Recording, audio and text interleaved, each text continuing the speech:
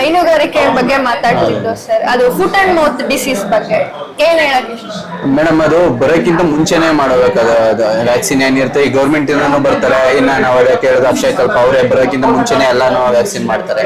ಅದ್ ಬರೋಕ್ಕಿಂತ ಮುಂಚೆನೆ ವ್ಯಾಕ್ಸಿನ್ ಮಾಡೋದು ಒಳ್ಳೇದು. ಅದ್ ಬಂದ್ಮೇಲೆ ಅದು ಹಿಂಸೆ ಪಡೋದಕ್ಕಿಂತ ಫಸ್ಟ್ ವ್ಯಾಕ್ಸಿನ್ ಮಾಡ್ಕೊಂಡು ಎಲ್ಲ ಇದ್ ಮಾಡ್ಕೊಂಡ್ರೆ. ನೀವು ಎಲ್ಲದಕ್ಕೂ ವ್ಯಾಕ್ಸಿನ್ ಕೊಡ್ತೀವಿ? ಪ್ರತಿಯೊಂದು ಟೈಮಲ್ಲಿ ಯಾಕಂದ್ರೆ ಏನು ಯಾವ್ದು ಇದುವರೆಗೂ ಯಾವ್ದು ಇಲ್ಲ ಮೇಡಮ್. ಯಾಕಂದ್ರೆ ನಾವು ನೀಟಾಗಿ ಇಟ್ಟಿರ್ತೀವಿ, ಹಸುಗಳನ್ನ ಕಟಾಕಲ್ಲ, ಬಿಟ್ಬಿಟ್ಟಿರ್ತೀವಿ.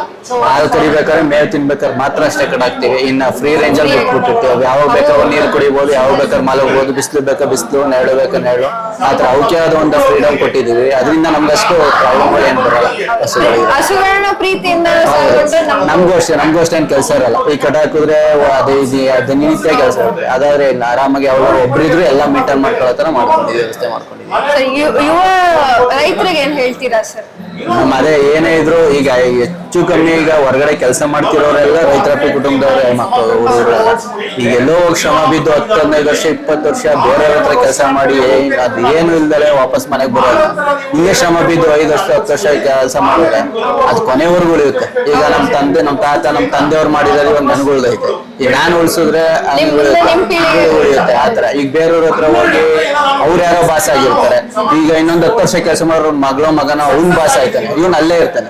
ಅದೇ ಕಾರ್ಮಿಕನೇ ಅದೇ ಕೂಲಿ ಮಾಡ್ತಾ ಇರ್ಬೇಕು.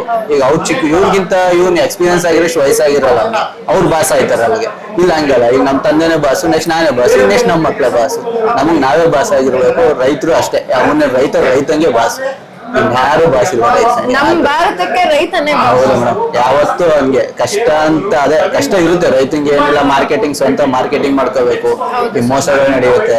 ಅದೆಲ್ಲ ಮೀರಿ ಮಾಡಿದ್ರೆ ಏನಿಲ್ಲ, ಆರಾಮಾಗಿ ಮಾಡ್ಕೊಂಡು ನಿಮ್ಮ ಈ ಮಾತುಗಳು ಎಲ್ಲಾ ಯುವಕರಿಗೂ ಸ್ಫೂರ್ತಿ ಆಗ್ಲಿ ಅಂತ ಹೇಳ್ತಾ ನೀವು ಹೀಗೆ ಬರೋ ಕೃಷಿ ಮೇಳಗಳಲ್ಲಿ ಹೆಚ್ಚು ಪ್ರಶಸ್ತಿಗಳನ್ನ ತಗೊಳ್ಳಿ ಅಂತ ಆಶಿಸ್ತೀನಿ ಸರ್. ತುಂಬಾ ಧನ್ಯವಾದಗಳು.